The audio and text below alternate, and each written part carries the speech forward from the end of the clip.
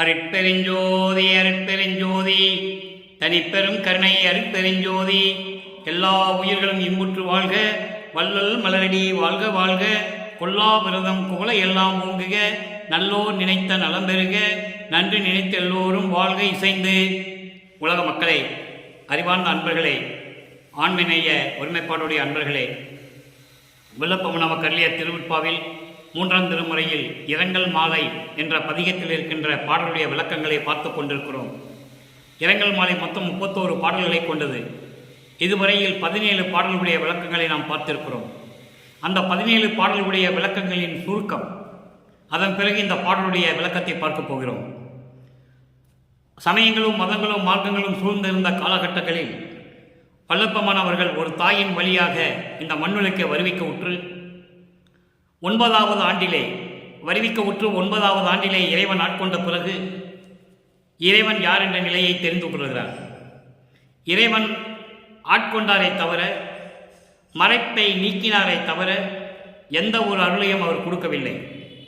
அந்த நிலையில் வல்லப்பமானவர்கள் இறைவனை பார்ப்பதற்காக திருவொற்றியூர் செல்கிறார். மகனுக்கு காட்சி கொடுத்து மறைந்து விடுகிறார். அதன் பிறகு மகனை பார்த்தவுடனே தெருவழியாக ஓடுகிறார் சிவபெருமான். இவரும் பின்னாலேயே ஓடி எப்படியாவது பிடித்து விட வேண்டும் என்று ஓடுகிறார். ஆனால் அவர் ஓட்டத்தை இவர் பிடிக்க முடியவில்லை. அதன் பிறகு தன்னுடைய மனக்குமுறலை, தன்னுடைய வருத்தத்தை நாரையின் மூலமாகவும் கிளிகளின் மூலமாகவும் தூது அனுப்புகிறார். அதற்கும் பலன் இல்லை. அதன் பிறகு தன் உள்ளத்திடம் சொல்லுகிறார், இறைவன் எப்படிப்பட்டவர், அவர் என்னை ஆட்கொண்டதை தவிர எந்த அருளையும் கொடுக்கவில்லை என்று உள்ளத்திடம் சொல்லுகிறார். உள்ளத்திடம் சொல்லுவது போல உலக மக்களுக்கு தெரிவிக்கிறார். அதோடு மட்டுமல்ல, தன்னை தலைவியாகவும் இறைவனை தலைவனாகவும் உருவகம் செய்து கற்பனை செய்து வர்ணனை செய்து உள்ளத்தை தோழியாக வர்ணனை செய்து தோழியிடம் சொல்லுவது போல, உள்ளத்திடம் சொல்லுவது போல உலக மக்களுக்கு தெரிவிக்கிறார் நமது இறைவன் வல்லப்பமானவர்கள். இந்த மண்ணுலகை வருவிக்கூற்று எப்படியெல்லாம் துன்பங்களை அனுபவித்தார் என்பதை தெளிவாக பாடல்களின் மூலமாக நமக்கு திருவிற்பாவிலே வல்லப்பமானவர்கள் அருளியிருக்கிறார்கள். அதை பார்த்து கொண்டிருக்கிறோம்.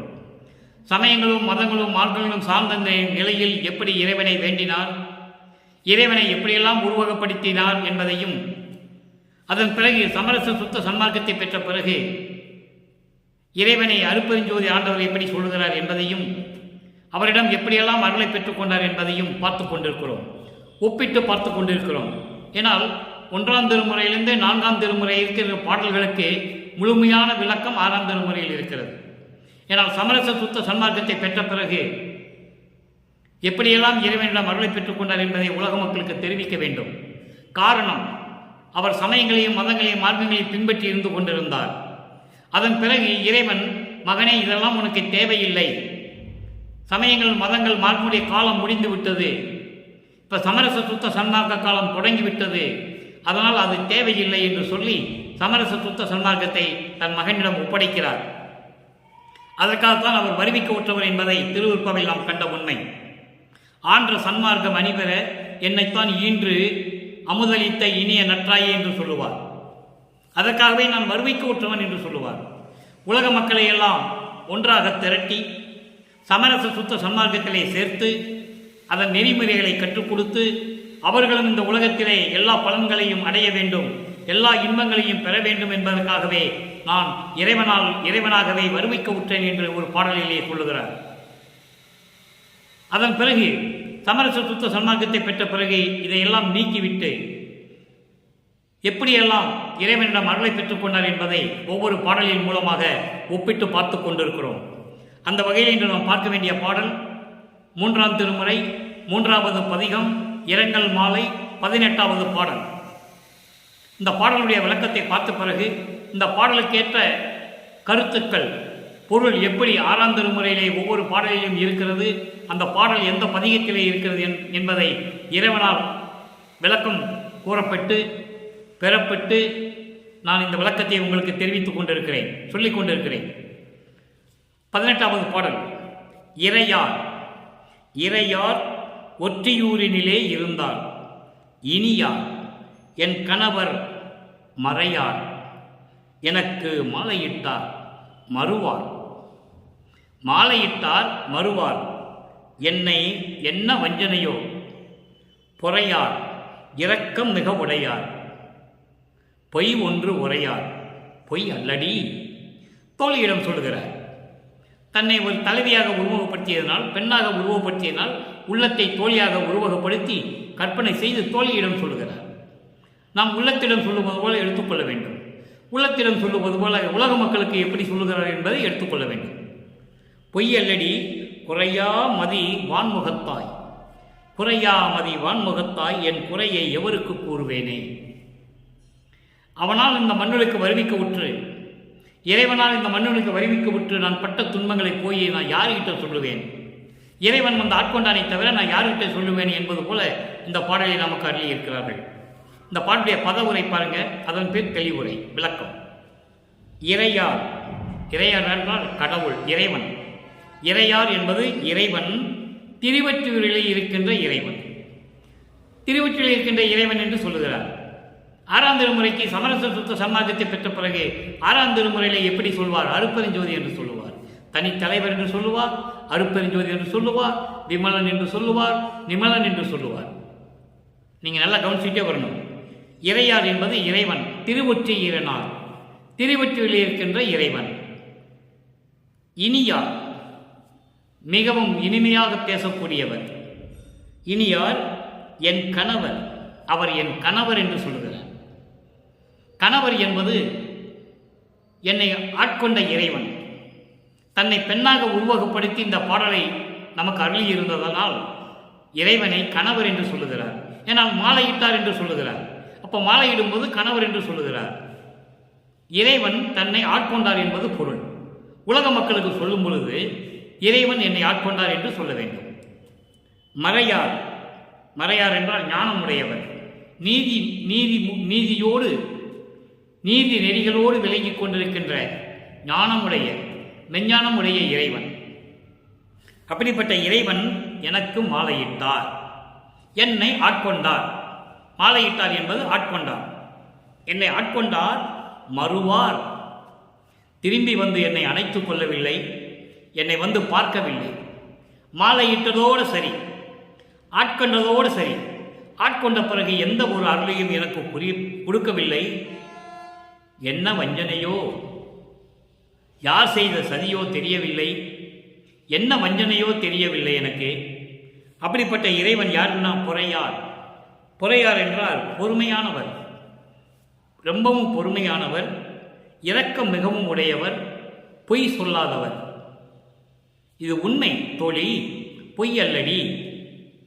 பொய் அல்லடி என்றால் இது பொய்யில்லை தோழி, இது நான் உண்மையாகவே சொல்லுகிறேன், உண்மையாக சொல்லுகிறேன் என் தோழி. நிலவு முகம் போல அழகாக உடைய என் தோழியே, இந்த குறையை நான் யாரிடம் போய் சொல்லுவேன் என்று சொல்லுகிறார். இப்போ இந்த பாடலிய விளக்குவரை பாருங்க. திருவொற்றியூரிலே இருக்கின்ற இறைவன், திருவொற்றியூரிலே இடமாக கொண்ட இறைவன், அவர் இனியவர், என் கணவர். அவர் வந்து என்னை மாலையிட்டார், ஆனால் திரும்பி வந்து என்னை பார்க்கவில்லை, என்னை அணைத்துக் கொள்ளவில்லை, என்னோடு கொஞ்சி குழாவி பேசவில்லை. இது உண்மை தோழி, நான் பொய் சொல்லவில்லை. அழகாக நிலாமுகம் போல ஒளிவிட்டு கொண்டிருக்க முகமுடைய என் தோழியே, இந்த குறையை நான் யாரிடம் போய் சொல்லுவேன் என்று சொல்லுகிறார். ஆக இதனால் உலக மக்களுக்கு நமது இறைவன் வல்லப்பெருமான் தெரிவிப்பது என்னவென்றால், உலக மக்களே, ஒரு தாயின் வழியாக நான் இந்த மண்ணுக்கு வருவிக்க உற்ற பிறகு எவ்வளவோ துன்பங்களையும் துயரங்களையும் நான் பட்டு கொண்டிருந்தேன், அனுபவித்துக் கொண்டிருந்தேன். அப்போ 9வது ஆண்டில், நான் வருவிக்க உற்று 9வது ஆண்டில் இறைவன் என்னை ஆட்கொண்ட பிறகு, இறைவன் யார் என்று நான் தெரிந்து கொண்ட பிறகு நான் திருவொற்றியூருக்கு செல்லுகிறேன். அங்கே இறைவன் என்னை வந்து பார்த்து, அதான் என் கணவர் என்று சொல்லுகிறார், இறைவன் என்னை வந்து பார்த்து என்னை ஆட்கொண்டார், மாலையிட்டார் என்று சொல்லுகிறார். என்னை ஆட்கொண்டாரை தவிர எந்த அருளையும் எனக்கு கொடுக்கவில்லை. அன்பர்களே, இதிலிருந்து நமக்கு தெரிய வேண்டிய ஒரு உண்மை, அந்த வயதில் இறைவன் ஆட்கொண்ட பிறகு அருளை கொடுக்கவில்லை என்று சொல்கிறார். அப்போ ஒவ்வொரு பகுதியாக 8 ஆண்டுகளாக பிரித்து அருட்பெருஞ்சாண்டவர் தன் மகனுக்கு அருளை கொடுக்கிறார் என்பதை தெளிவாக திருவருட்பாவிலே நமக்கு அருளி இருக்கிறார்கள். நம்மையெல்லாம் காத்து கொண்டிருக்கின்ற இந்த உலகத்தையே பிரபஞ்சத்தை இயக்கிக் கொண்டிருக்கின்ற இறைவன் வல்லற்பெருமான் அவர்கள் தெளிவாக கூறுகிறார்கள். அப்போ அப்படிப்பட்ட இறைவன் திரும்பி வந்து என்னை பார்க்கவில்லை, என்னை அணைத்துக் கொள்ளவில்லை, என்னோடு கொஞ்சி குழாவவில்லை. உலக மக்களே, இந்த குறையை நான் யாரிடம் போய் சொல்லுவேன்?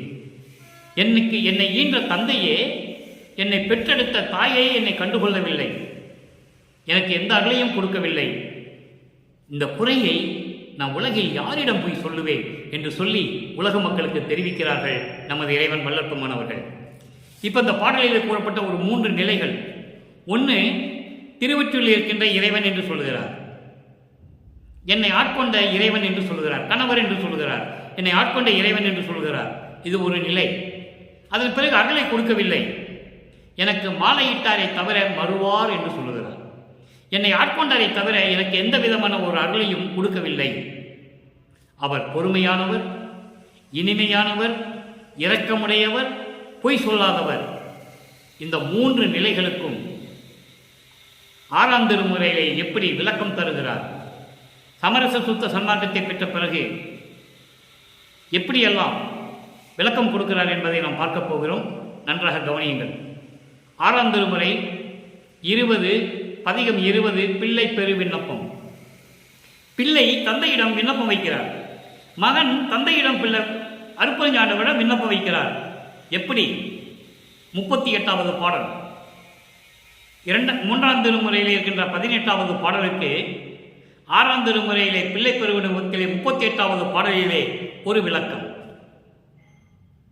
எப்படியெல்லாம் சமயங்களிலும் மதங்களிலும் மார்க்கங்களிலும் சார்ந்திருந்த நிலையில் அவர் உள்ளம் எப்படி துடித்தது, எப்படி உள்ளம் பயந்தது, உள்ளம் எப்படி நடுங்கியது என்பதை இந்த பாடலிலே சொல்லுகிறார். பாருங்கள்.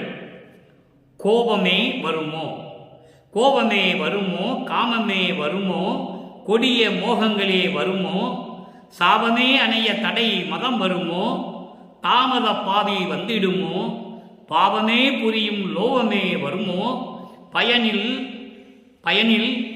பயனில்லாத மாச்சரியம் வந்திடுமோ, தாப ஆங்காரமே உருமோ என்று ஐயா கடவுளே நான் தளர்ந்ததும் அறிவாய். சமயங்களிலும் மதங்களிலும் மார்க்கங்களிலும் என்னை இருக்க வைத்து, அதே நெறிகளிலே என்னை நடக்க வைத்து, அதன் பின் மகனை இதெல்லாம் தேவையில்லை என்று சொல்லி சமரச சுத்த சன்மார்க்கத்தை கையிலே கொடுத்து அதெல்லாம் பொய் என்று சொல்லி இருந்த காலகட்டத்தில் என் உள்ளம் எப்படியெல்லாம் பயந்தது சொல்ற. நீதானே இருக்க சொன்ன, நீதானே அந்த நெறியை பின்பற்ற சொன்ன, நீதானே சமய சங்கற்ப விகற்பங்களை நீ செய்ய சொன்ன, திருநூறு பூச சொன்ன, உத்தராக்கொட்டையை மாட்ட சொன்ன, எல்லாம் சொன்னது நீதானே. அப்போ நான் எப்படியெல்லாம் பயந்தேன் தெரியுமா என்று தந்தையிடம் விண்ணப்பம் வைக்கிறார். எப்படி? 6 துரிசுகள், பிண்ட துரிசுகள், 6 துரிசுகள் இருக்கின்றன. காமம், குரோதம், லோபம், மதம், மோகம், மாச்சரியம். இந்த 6 பிண்ட துரிசுகள். அதை இங்கே சொல்றாரு. முதல்ல கோபத்தை சொல்றாரு, அதான் குரோதம். அது எப்படியெல்லாம் வந்தது என்று, எப்படியெல்லாம் வந்து துன்புறுத்துன்னு சொல்லி நான் எப்படியெல்லாம் பயந்தேன் தெரியுமா என்று தந்தையிடம் விண்ணப்பம் வைக்கிறார். கோபமே வருமோ, கோபம் வந்து விடுமோ, காமம் வருமோ, கொடிய மோகங்களே வருமோ. கொடிய மோகங்கள் என்று சொல்றார். மோகங்கள் என்றால் மயக்கம், பற்றுகள், மண்ணாசை, பெண்ணாசை, பொன்னாசை பிடித்துக்கொண்டு உலக பந்தபாசங்களை அடைந்து கொண்டு இருக்கின்ற அந்த மோகங்கள் இருக்கதே, மயக்கங்கள். அந்த மயக்கங்கள் எல்லாம் வருமோ, சாபமே அணிய தடை மதம் வருமோ, பழி, இழிச்சொல் போன்ற இந்த நிலைகள் எல்லாம் இருக்கும்போது இந்த ஆணவம் வந்து சேருமோ. இதோடு சேர்த்து பழியும் இழிச்சொற்களும் இதெல்லாம் சேர்த்து ஆணவமும் சேர்த்து வந்துடுமோ. தாமத பாவி வந்திடுமோ.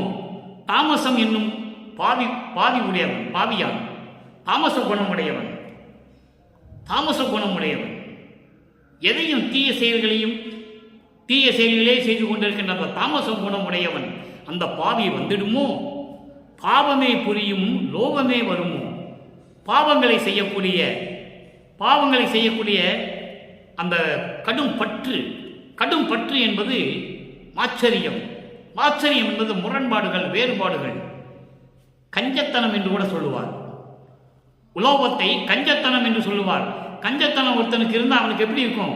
மற்றதெல்லாம் நிறைய பற்று இருக்கும். பணத்தை செலவு பண்ண மாட்டான், கஞ்சத்தனமாக இருக்கிறான்னு சொல்லுவாங்க.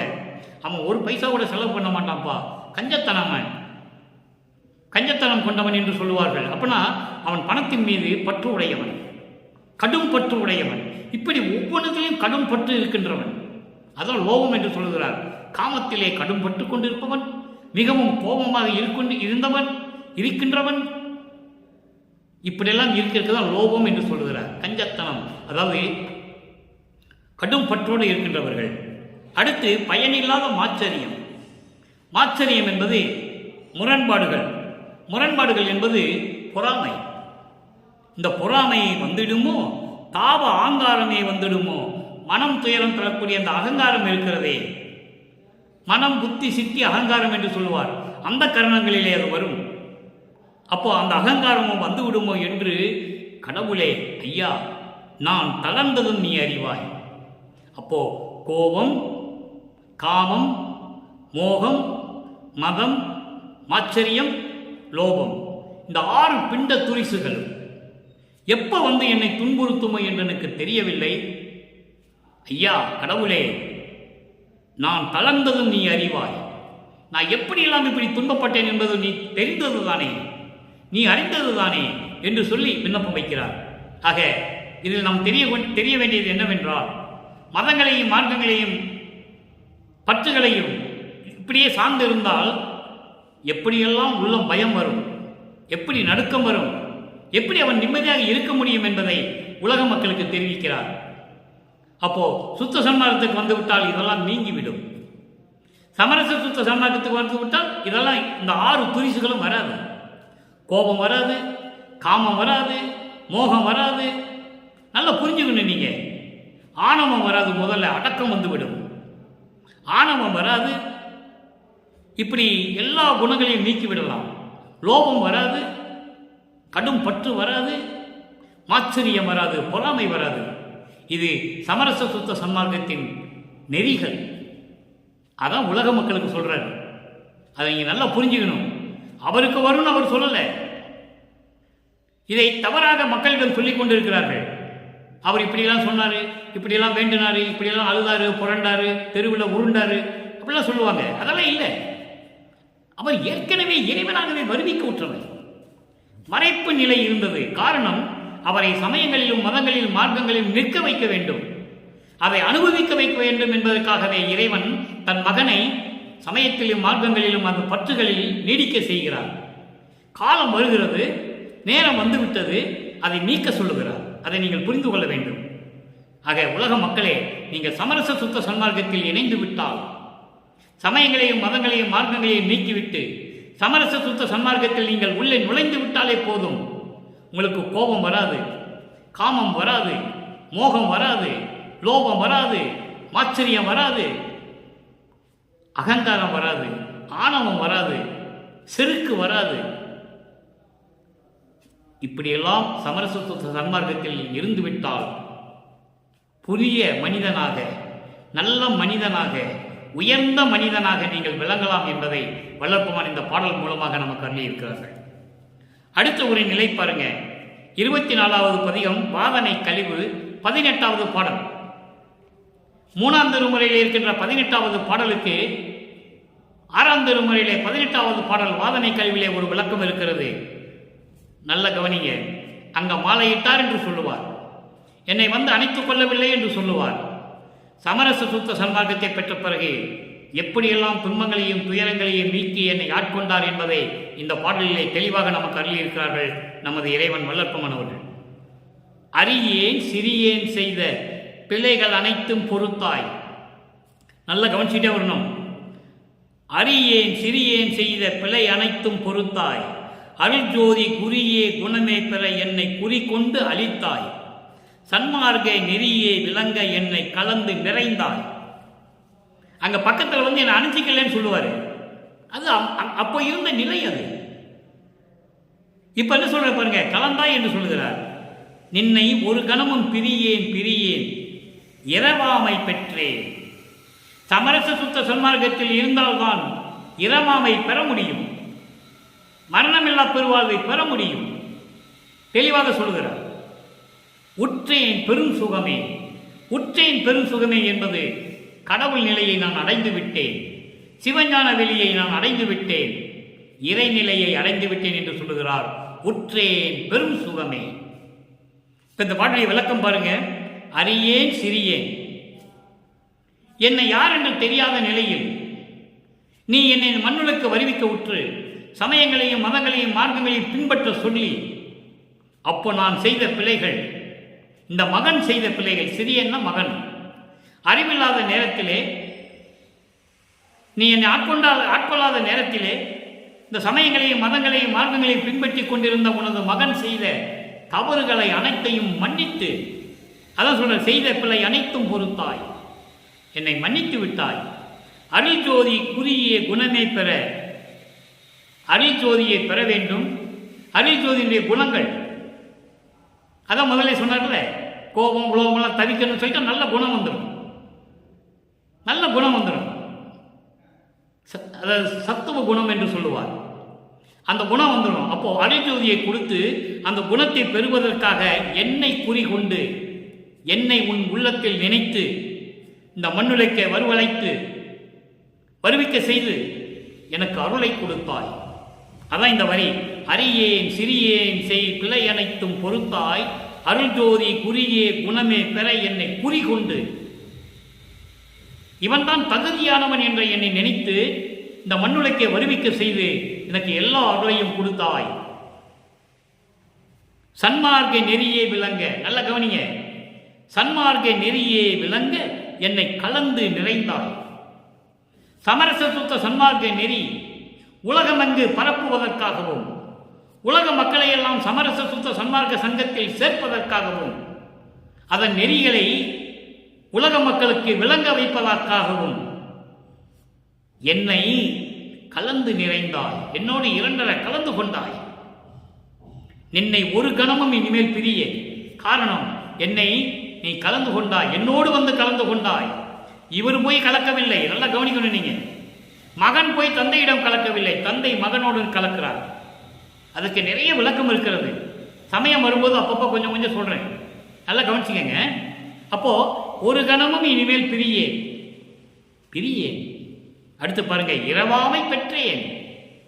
1ஆம் திருமுறையிலிருந்து 4ஆம் திருமுறை இருக்கின்ற வரைக்கும், அதாவது வரிக்க விற்று 1ஆம் ஆண்டிலிருந்து 33 ஆண்டுகள் வரைக்கும் இரவாமை பெற்றேன் என்று சொல்லவே மாட்டார்.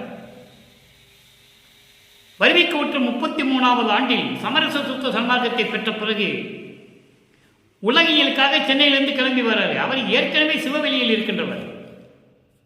ஏனால் மண்ணுலைக்கு வருவிக்க விட்டார், அதை உலக மக்களுக்கு தெரிந்தது. அதனால் சென்னையிலிருந்து வருவதாக போக்கு காட்டி திருவிளையாடல் செய்கிறார்கள். அப்பனும் மகனும் சேர்ந்து திருவிளையாடல் செய்கிறார்கள். கலியுகத்தினுடைய கடைசி திருவிளையாடல், இறைவனுடைய கடைசி திருவிளையாடல். கிரேதயுகம், திரேதயுகம், துவாரயுகம் 3 யுகத்திலையும் நிறைய திருவிளையாடல்கள் உண்டு. கலியுகத்தினுடைய கடைசி திருவிளையாடல் தன் மகனை இந்த மண்ணுக்கு வருவிக்க செய்து, அதன் பிறகு 51 ஆண்டுகள் கழித்து தன் மகனுடன் இரண்டர கலந்து கொள்கிறார். பிரிந்த சக்தியோடு மீண்டும் இணைகிறார். இதுதான் கான்செப்ட். அப்போ இந்த 51 வருடங்களும் நடந்த நிகழ்வுகள் தான் திருவற்பா. 1ஆம் திருமுறையிலிருந்து 6ஆம் திருமுறை. அது ஒரு கான்செப்ட், நல்லா புரிஞ்சுக்கணும் நீங்க.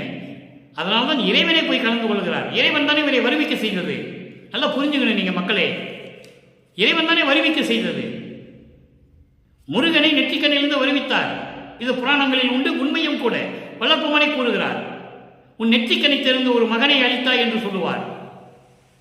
அவன் மனிதர்களோடு வாழவில்லை, உலகிலே இல்லை. விநாயகனும் ஒரு தத்துவத்தின் தலைவன், கணபதி என்ற தத்துவத்தினுடைய தலைவன். தன்னிடம் இருந்த கணபதி என்ற தத்துவத்தை ஒரு குழந்தையாக உருவாக்கி கொடுத்தார்கள். தன்னிடமிருந்த சண்முக தத்துவத்தை மகாதவமலையிலே சொல்லுவார், சண்முகம் கொண்ட கோவை என்று சொல்லுவார். சண்முகம் என்ற தத்துவத்தை பெற்றுக்கொண்ட இறைவனை என்று சொல்லுவார். அதுதான் சுப்பிரமணிய தத்துவம். அவர்களெல்லாம் தத்துவத்தின் வழி அடிப்படையில் உருவாக்கப்பட்ட கடவுளர்கள், பதத்தலைவர்கள் என்று கூட சொல்லலாம், அதிகார தலைவர்கள் கூட என்று சொல்லலாம். ஆனால் வல்லப்பெருமான் அப்படி அல்ல. பிரபஞ்சத்தை இயக்கக்கூடிய இறைவனாகவே வருவிக்க உற்றவர். 5 தொழில்களையும் செய்து கொண்டு, படைத்தல், காத்தல், அழித்தல், மறைத்தல், அருளல் போன்ற 5 தொழில்களையும் செய்து கொண்டு இந்த பிரபஞ்சத்தை இயக்கிக் கொண்டிருக்கின்ற தலைவன் இறைவன்.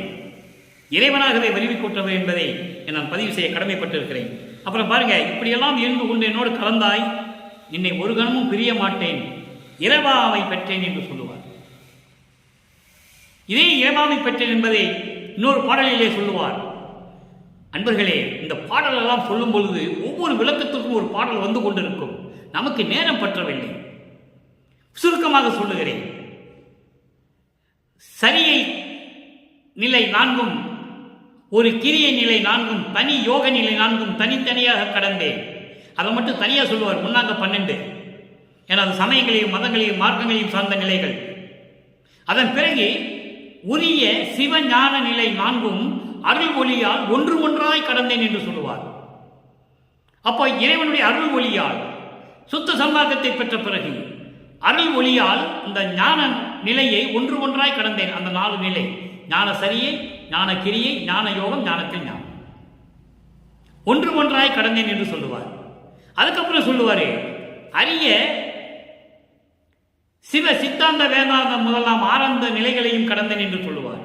அதுக்கப்புறம் பாருங்க, பெரிய சிவ அனுபவத்தால் சுத்த சன்மார்க்கம் பெற்றேன். இங்கே இரவாமை உற்றேன் என்று சொல்லுகிறார்.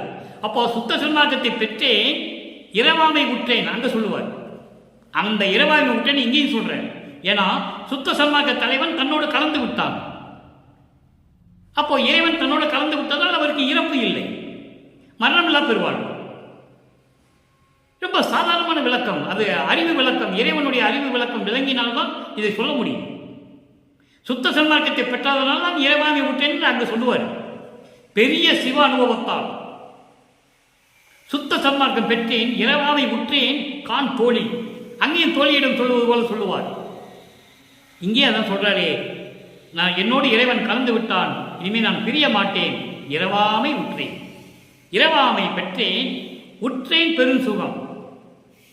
உற்றேன் பெருசுகம், நான் பேரின்பம் அடைந்தேன் என்றும் சொல்லலாம், இறைநிலையை அடைந்தேன் என்று சொல்ல வேண்டும். உற்றம் பெரும் சுகமே, நான் இறைநிலையை அடைந்து விட்டேன், சிவஞான வெளியை நான் அடைந்து விட்டேன் என்று சொல்ல வேண்டும். அடுத்த ஒரு பாருங்க, ஒரு விளக்கம். 3வது நிலைக்கு நாம் பார்த்த அந்த இரங்கல் மாலையில் 18வது பாடலில் இருக்கின்ற கடைசி நிலைக்கு இனி 2 பாடல்கள் விளக்கம் இருக்கிறது. 3வது விளக்கம் இறை திருக்காட்சி. இறைவனை எப்படி பார்த்தார் சொல்லணும்ல. சமயங்களையும் மதங்களையும் மார்க்கங்களையும் பார்க்கும் போதெல்லாம் காட்சி கொடுத்தார், ஓடிவிட்டார், வந்தார், மலையிட்டார், ஓடிவிட்டார். இதான் நிலைகளை பார்த்திருக்கிறோம். அந்த இறை திருக்காட்சி எப்படி இருந்தது? 18வது பாடல், இரங்கல் மாலையில் இருக்கின்ற 18வது பாடலுக்கு 6ஆம் திருமுறையிலே இறை திரைக்காட்சியிலே 18வது பாடல். இறைவன் எப்படிப்பட்டவன்? சுத்த வேதாந்த பிரம்ம ராஜ்யத்தையும் சுத்த சித்தாந்த ராசியத்தையும் தத்துவாதீத தனிப்பெரும் பொருளை, சுத்த வேதாந்த பிரம்ம ராசியத்தை, அப்படிப்பட்ட கடவுளை விளக்க சொல்றேன். அப்படிப்பட்ட கடவுளை, சுத்த சித்தாந்த ராசியத்தை, எல்லாமே இறைவனே சொல்றேன். தத்துவாதீத தனிப்பெரும் பொருளை, சமரச சத்திய பொருளை. அங்க என்ன சொல்லுவாரு? திருவற்றில் இருக்கின்ற இறைவன், கழுத்திலே பாம்பை சூடிய இறைவன், கங்கையை தலையை சூடிய இறைவன், இப்படியெல்லாம் சொல்லுவார். அது ஒரு நிலை. அந்த நிலை கடந்த பிறகு சுத்த சன்மார்க்க நிலை என்ன? இறைவனை எப்படி சொல்றார் பாருங்க. சமரச சத்திய பொருளை, சித்து எல்லாம் வல்ல சித்தை, என் அறிவில் தெளிந்த பேரானந்த தெளிவை, வித்தமா வெளியை, சுத்த சிற்றவையின் மெய்யை கண்டுகொண்டேனே. இது பாடல். விளக்கம் பாருங்க. சுத்த வேதாந்த பிரம்ம ராசியத்தை, ராஜ்யம், வேதாந்த ராஜ்யம், பிரம்ம ராஜ்யம். சுத்த வேதாந்தம் என்பது நல்ல கவனிக்க, நீங்க மன எல்லையிலேலாம் கடந்த நிலை. வேதாந்தம் என்பது சித்தாந்தத்திலே ஒரு விளக்கம் உண்டு. அது நான் என்னும் தொம்பத தசி நிலையம் அப்படின்னு சொல்லுவாங்க. தொம்பசி நிலை, அது நான் என்று பிரிக்கக்கூடிய நிலை. கடவுள் வேறு நான் வேறு என்று பிரிக்கக்கூடிய நிலையில் இருக்கின்றது வேதாந்தம். சித்தாந்தம் அப்படி இல்லை, இரண்டும் சேர்ந்த நிலை. நீயும் நானும் ஒன்று என்ற நிலை, அது சித்தாந்தம். இங்க என்ன சொல்றாருன்னா, சுத்த வேதாந்த ராசியத்தை, சுத்த வெளியான மன எல்லைக்கு அப்பாற்பட்ட நிலையில் இருக்கின்ற இறைவனை, அதான் ராஜ்யம் என்று சொல்றார். ராஜ்யம் என்றால் வெளி, ராஜ்யம் என்றால் ஒரு இடம். சோழ ராஜ்யம், பாண்டிய ராஜ்யம் அப்படிலாம் சொல்றாங்கல்ல. ராஜ்யம் என்றால் அவன் ஆட்சிக்கு உட்பட்ட இடம்னு சொல்லுவாங்க. இங்கே வேதாந்த ராஜ்யம், மன எல்லைக்கு அப்பாற்பட்ட ஒரு நிலை, சுத்த நிலையில் இருக்கின்ற இறைவனை, சுத்த சித்தாந்த ராசியத்தை, சுத்த சித்தாந்தம் மனம் அடைந்து அனுபவமான நிலை. அது மனம் கடந்த எல்லை, இது மனநிலை, மனம் கடந்த அனுபவ நிலை, அது சித்தாந்தம். அந்த பற்ற இறைவனை, ராசியத்தை, இறைவனை, தத்துவாதீத தனிப்பெரும் பொருளை, சுத்த ஆன்மறிவு கொண்ட தத்துவங்களை எல்லாம் கடந்து அந்த ஆன்மறிவு அங்கு இருக்கிறது. அந்த நிலையில் இருக்கின்ற இறைவனை, சமரச சத்திய பொருளை, சமரச சுத்த சன்மார்க்க இறைவனை, சித்து எல்லாம் வல்ல சித்தை, எல்லா சித்துகளையும் எல்லா அருள் வல்லமைகளையும் கொண்ட சித்தை, இயற்கை உண்மை விளக்க கடவுள். சித்து என்பது இயற்கை உண்மையின் விளக்கம், சத்து என்பது இயற்கை உண்மை, அது மட்டும்தான். சித்து என்பது இயற்கை உண்மையின் விளக்கம். அப்படிப்பட்ட கடவுளை, என் அறிவில் தெளிந்த பேரானந்த தெளிவை, எனக்கு எல்லா அறிவையும் கொடுத்து என் அறிவில் தெரிந்து கொண்டிருக்கின்ற பேரானந்த தெளிவை, அப்படிப்பட்ட இறைவனை, தெளிவான இறைவனை, வித்தமாவெளியை, வித்தமாவெளி என்பது திருச்சிற்றம்பலம், அதான் இறைநிலை, சிவ அனுபவ நிலை, சிவஞான நிலை. அப்படிப்பட்ட சிவஞான வெளி, அப்படிப்பட்ட வெளியை, சித்த சுத்த சிற்றவையின் மெய்யை, சிற்றவையில் இருக்கின்ற சுத்த மெய்யை, சுத்த மெய் என்பது அருப்பெருஞ்சோதியை கண்டுகொண்டேனே என்று சொல்லுகிறார். அங்கே பார்க்க முடியாத இறைவனை, அந்த இறைவனை எப்படிப்பட்ட இறைவன் அங்கு நான் பார்த்து விட்டேன் என்று சொல்லுகிறார். அடுத்த ஒரு நிலை பாருங்க, 112வது பதிகம், மெய்யருள் வியப்பு. மெய்யருள் வியப்பிலே 28வது பாடல். அங்க 18வது பாடலுக்கு, 3ஆம் திருமுறையில் இருக்கின்ற 18வது பாடலுக்கு மெய்யருளுப்பு வியப்பிலே 28வது பாடலிலே ஒரு விளக்கம். என் கண் மணியுள் இருக்கும் தலைவா, என் கண்மணியுள் இருக்கும் தலைவா, நின்னை காணவே என்ன தவம் செய்தேன், முன் அயனும் அறியும் நாணவே. எப்படி இழுக்கிறார் பாருங்க பிரம்மனையும் திருமாலையும், நல்லா கவனிக்கணும் நீங்க. அப்ப இவருடைய நிலையை அங்க உயர்த்தி சொல்லுகிறார். அயனும் அறியும் நாணவே, புன்கண் ஒழித்து தெல்ல ஆரமுதம் புகட்டி என்னையே பொருளா எண்ணி வளர்க்கின்றாய், நீ எனக்கோர் அன்னையே. இந்த பிரபஞ்சத்தில் தோன்றிய எந்த மகரிஷியும் எந்த முனிவனும் சொன்னதில்லை, யாருமே சொன்னதில்லை இந்த நிலையில். என் கண்மணியில் இருக்கின்ற இறைவனே, உன்னை பார்ப்பதற்காக நான் என்ன தவம் செய்தேன்? ஒண்ணுமே செய்யவில்லையே. இதை பார்த்து திரேத யுகத்திலும் துவார யுகத்திலும் பிரம்மனும் திருமாலும் வெட்கப்பட்டார்கள். நாம் அடைய முடியாத இறைவனை, நாம் காண முடியாத இறைவனை, அதே இறைவன் இவரை ஆட்கொண்டு விட்டானே, மகன் பார்த்து விட்டானே என்று சொல்லி பிரம்மனும் திருமாலும் வெட்கப்படும் அளவிற்கு நான் என்ன தவம் செய்தேன்? ஒன்றும் செய்யலை. நல்லா புரிஞ்சுக்கணும். அதை தாங்க சொல்றாரு, நின்னை காணவே என்ன தவம் செய்தேன், முன் அயனும் அறியும் நாணவே. கிரேதயுகத்திலும் துவார யுகத்திலும் பிரம்மனும் திருமாலும் உன்னை பார்ப்பதற்காக எப்படியெல்லாம் தவம் செய்தார்கள், பார்க்க முடியவில்லை. அவர்கள் வெட்கப்படும் அளவிற்கு, நாணப்படும் அளவிற்கு நான் என்ன தவம் செய்து விட்டேன் உன்னை பார்ப்பதற்கு? தெளிவா சொல்றேன். அதோடு மட்டுமல்ல, புன்கண் ஒழித்து என்பது சமயங்களையும் மதங்களையும் மார்க்கங்களையும் எல்லாம் ஒழித்து, அந்த நெறிகளிலே நான் இருந்தபோது என்னை மீட்டு கொண்டு வந்து அவற்றையெல்லாம் நீக்கி, அதனால் ஏற்பட்ட எனக்கு துன்பங்களையும் துயரங்களையும் பழிகளையும் இழிவுகளை எல்லாம் நீக்கி, அதான் ஒழித்து என்று சொல்லுகிறார். புன்கண் ஒழித்து, உன்னால வருவிக்க உற்று நீ சமயங்களையும் மதங்களையும் மார்க்கங்களையும் பின்பற்ற சொன்னாய், பின்பற்றினேன். இப்ப விட சொன்னாய், விட்டுவிட்டேன். இப்ப நீ ஆட்கொண்ட பிறகு அந்த சமயங்களிலும் மதங்களிலும் மார்க்கங்களிலும் ஏற்பட்ட துன்பங்களையும் துயரங்களையும் இழிவுகளையும் பழிகளை எல்லாம் நீக்கி, இவ்வளவு விளக்கம் இருக்குது. புன்கண் என்று சொல்லுவதற்கு இவ்வளவு விளக்கங்கள் உண்டு. அவற்றையெல்லாம் நீக்கி தெல்ல ஆரமுதம் புகட்டி, தெல்ல ஆரமுதம் என்பது அகம், அகப்புறம், புறம், புறப்புறம். இது பிண்டத்திலையும் உண்டு, அண்டத்திலையும் உண்டு. இப்படிப்பட்ட எல்லா அமுதங்களையும் எனக்கு புகட்டி சொல்லிக் கொடுத்து, எல்லாம் சொல்லிக் கொடுத்து, என்னையே பொருளாய் எண்ணி, இவனும் அதுக்கு தகுதியுடையவன் என்று எண்ணி, சமரச சுத்த சன்மார்க்கத்தை இவனிடம் கொடுக்க வேண்டும் என்று எண்ணி வளர்க்கின்றாய், என்னை ஒரு மகனாக வளர்க்கின்றாய், பொருளாய் எண்ணி என்று சொல்லுகிறார். மகனாக வளர்க்கின்றாய், இறைவனாகவே வளர்க்கின்றாய் என்று சொல்லுகிறார். பொருள் என்பது இறைவன் என்ற ஒரு பொருள் விளக்கம் இருக்கிறது. என்னை இறைநிலையில் வைத்துக் கொண்டு கடவுளாகவே மகனாகவே என்னை வளர்க்கிறாய் என்று சொல்லுகிறார். நீங்கள் புரிந்து கொள்ள வேண்டும், நீ எனக்கு ஓர் அன்னையே.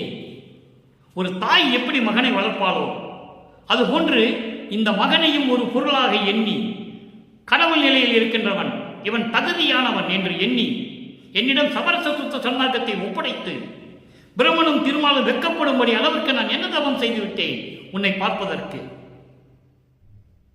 இதான் பாடலுடைய விளக்கம், அற்புதமான விளக்கம். இறுதியாக நண்பர்களே, ஒரே ஒரு பாடல் விளக்கம், இதை கண்டிப்பாக சொல்லி ஆக வேண்டும். காரணம், தன்னை பெண்ணாக பாவித்து தலைவியாக சொல்லி, இறைவனை கணவனாக சொல்லி, தோழியிடம் சொல்லுவார், மாலையிட்டார் என்னை வந்து அணைத்துக் கொள்ளவில்லை என்று சொல்லுவார். அதே தோழியிடம் தான் எப்படி தனது கணவரை வரவேற்கிறார் என்பதை நீங்கள் இந்த பாடலின் விளக்கத்தை நன்றாக தெளிவாக நீங்கள் உணர்ந்து கொள்ள வேண்டும். நன்றாக கவனியுங்கள்.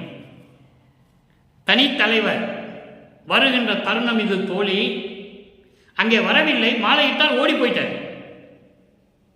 ஆட்கொண்டோட சரி, எந்த அன்னையும் கொடுக்கல. இங்க சொல்ற பாருங்க, தனித்தலைவர் வருகின்ற தருணம் இது. தோழி தனிக்க என்னை விடு, நீயும் தனித்து ஒரு பால் இருத்தி, இனித்த சுவைத்திரல் கலந்த திருவார்த்தை நீயும் இன்புற கேட்டு உளம் கழிப்பாய். இது சாலும் நினைக்கே, இது சாலும் நினைக்கே. மனிதர்கள் என்று சொல்கிறார், மனிதர்களை மனிதர்கள் என்று சொல்லுகிறார். மனிதர்களோ வானவரோ மலர் அயனோ பிரம்மனை சொல்லுகிறார், மாலோ திருமாலோ மற்றையரோ மற்ற சித்தர்கள் முனிவர்கள் தேவர்கள் சத்தர்கள் சக்திகள் அவெல்லாம் மற்றையரும் சொல்லிட்டாரு. என் புகழுவேன் மகேஸ்வரர் ஆதியரும். மகேஸ்வரன் சதாசிவம், இந்திரன், அதான் மகேஸ்வரர் ஆதியர். ஆதியர்னா இவர்கள் முதல் என்று பொருள். மகேஸ்வரன் முதல், சதாசிவனும் இந்திரனும் எல்லாரும் சேர்ந்து ஆதியரும் தனித்த ஒரு வார்த்தை கேட்பதற்கே கோடி தவம் செய்து நிற்கின்றார். நவம் செய்த நிலத்தே. இது பாடல் விளக்கம் பாருங்க, கொஞ்சம் விரிவாக சொல்லுகிறேன், நேரம் கடந்து கொண்டிருக்கிறது. தனித்தலைவர், யாரிடம் ஒப்பிட முடியாத சமரச சுத்த சன்மார்க்கத்தின் தலைவன். அவர் வருகின்ற தருணம் வந்துவிட்டது, நேரம் வந்துவிட்டது. தோழி என்னை தனிமையில் இருக்க விடு. நீயும் என்ன பண்ணுகிற என்றால், ஒரு ஓரத்திலே நின்று கொண்டு இறைவனுடைய சுவை கலந்த அந்த வார்த்தைகளை கேட்டு நீ மகிழ்ந்து கொள்வாய், உள்ளம் கழிப்பாய், நீ மகிழ்வோடு இருப்பாய். அது போதும் உனக்கு. இது சாலும் நினைக்கை என்று சொல்லுகிறார். சாலும் என்றால் போதும், இது போதும் உனக்கு. இறைவன் வருகின்ற நேரம் வந்துவிட்டது, என்னை தனியாக இருக்க விடு. நீயும் ஒரு ஓரத்தில் போய் தனித்து நின்றுப்போ. ஒரு தனித்து மறைவான இடத்துல தனியாக நின்று அவர் என்ன சொல்றார் அந்த திருவார்த்தையை நீ கேட்டு உள்ளம் மகிழ்வாய். ஆஹா, இவ்வளவு இனிமையா பேசுகிறார் என்பது உனக்கே தெரியும். நீ ஒரு ஓரமா நின்று மறைஞ்சிருந்து தனியா இடத்துல நின்று நீ கேட்டுக்கோ, அது போதும் உனக்கு. அடுத்து சொல்றாரு பாருங்க, மனிதர்களோ வானவர்களோ பிரம்மனோ திருமாலோ மற்றவர்கள் யாராக இருந்தாலும் சரி, முனிவர்கள் சித்தர்கள் சக்திகள் சத்தர்கள் யாராக இருந்தாலும் சரி, மகேஸ்வரன் முதல் சதாசிவம் இந்திரன் முதல் எல்லாருமே இருந்தால் சரி, நான் என்ன சொல்லுவேன், நான் இதை எப்படி சொல்றது, எப்படி தனித்த ஒரு வார்த்தை கேட்பதற்கே, அவருடைய அருள் வாக்கை கேட்பதற்கே அவர்கள் கோடியான கற்ப கோடி ஆண்டுகள் தவம் செய்திருக்கிறார்கள். தவம் செய்து நின்று கொண்டிருக்கிறார்கள். இன்னும் தவம் செய்து கொண்டிருக்கிறார்கள். நவம் செய்த நிலத்தே. புதுமையான இந்த உலகத்தில் இறைவனை பார்க்க முடியவில்லை, இறைவனுடைய ஒரு வார்த்தையாவது கேட்க வேண்டும் என்று சொல்லி கோடான கோடி ஆண்டுகள் தவம் செய்து நின்று கொண்டிருக்கிறார்கள். அப்படிப்பட்ட இறைவன் வருகின்ற நேரம் வந்து விட்டது. தோழி என்னை தனிமையில் விடு, நீ ஓரமாயிருந்து இறைவன் என்னிடம் பேசுவதை, அந்த இனிமைய சொற்களை, அந்த இனிய சொற்களை கேட்டு நீ உள்ள மகிழ்வாய், அது போது உனக்கு என்று சொல்லி இந்த பாடலை நிறைவு செய்கிறார்கள். வானிருக்கும் பிரம்மரும் தேவரும் பிறரும் மாந்தமும் பன்னாட் புரிந்து மணிமான நடுவே தேனிருக்கும் மலரின் மேல் பலிக்கரணியுடைய திருவடி சேர்த்து அருள்க என செத்தி வரிந்திடவும். பாடல்கள் நிறைய உண்டு நண்பர்களே. விளக்கம் சொன்னால் நானும் சொல்லிக்கிட்டே இருப்பேன். ஆனால் நமக்கு நேரம் பத்தவில்லை. எனவே நண்பர்களே, இன்று பார்த்த பாடலுடைய விளக்கம் உங்களுக்கு புரிந்திருக்கும். இறைவன் அங்கே ஆட்கொண்டு விட்டு மாலையிட்டு சென்று விட்டார், வரவில்லை என்று சொல்லுவார். இங்கே எப்படியெல்லாம் சொல்ற பாருங்க, இறைவன் வருகின்ற நேரம் வந்து விட்டது, யாரும் பார்க்க முடியாத இறைவன். அப்படிப்பட்ட இறைவன் வருகிறார், நீ ஓரமா நின்று அவர் என்கிட்ட பேசுகிற இனிய சொற்களை நீ கேட்டு உள்ள மகிழ்வாய், அது போதும் உனக்கு என்று உள்ளத்தை சொல்லுகிறார். உள்ளத்தை சொல்லுவதோடு உலக மக்களுக்கு சொல்லுகிறார். உலக மக்களே, இறைவன் வருகின்ற நேரம் வந்துவிட்டது, நீங்களெல்லாம் ஒரு ஓரமாக நின்று நான் சொல்லுவதை கேட்டு மகிழ்ந்து கொள்ளுங்கள். இறைவனோடு எப்படியெல்லாம் என்னிடம் பேசுகிறார் என்று நீங்கள் தெரிந்து கொள்ளுங்கள். அதை நான் உங்களுக்கு விளக்கமாக சொல்லுவேன். யாரும் பார்க்க முடியாத இறைவன், மனிதர்களும் சரி, தேவர்களும் சரி, பிரம்மன், திருமால், ருத்திரன், மகேஸ்வரன், சதாசிவம், இந்திரன், யாராக இருந்தாலும் சரி, அவருடைய வார்த்தை கேட்பதற்காக கோடான கோடி ஆண்டுகள் தவம் இருந்து காத்துக் கொண்டிருக்கிறார்கள் என்று சொல்லி இந்த பாடலை நமக்கு நிறைவு செய்கிறார்கள் நமது இறைவன் வல்லப்பெருமானவர்கள். எனவே அன்பர்களே, இன்று நாம் பார்த்த 3ஆம் பதிகத்தில் 3ஆம் திருமுறையில் இரங்கல் மாலையுடைய 18வது பாடலுக்கு இவ்வளவு விளக்கம் இருக்கிறது. சமயங்களையும் மதங்களையும் மார்க்கங்களையும் சார்ந்த நிலையில் எப்படி நடந்தது, அதெல்லாம் விட்டுவிட்டு சுத்த சன்மார்க்கத்தை பெற்ற பிறகு இறைவன் எப்படியெல்லாம் அருளை கொடுத்தார் என்பதை தெளிவாக நமது இறைவன் உலக மக்களுக்கு தெரிவித்து விட்டார். நானும் அதை என்னால் முடிந்த அளவு இறைவனுடைய தயவையும் கருணையும் பெற்றுக்கொண்டு உங்களுக்கு விளக்கம் கொடுத்து கொண்டிருக்கிறேன். எனவே அப்படிப்பட்ட இறைவனை நீங்களும் வணங்கி அவனுடைய அருளையும் பொருளையெல்லாம் பெற்றுக்கொண்டு புலையும் கொலையும் தவிர்க்க வேண்டும். தவிர்த்தால்தான் அருளை பெற முடியும். இல்லைன்றால் ஒரு துரும்பு கூட கொடுக்க மாட்டேன் என்று சொல்லுகிறார். அதற்கான ஆதாரங்கள் திருவருட்பாவில் இருக்கிறது.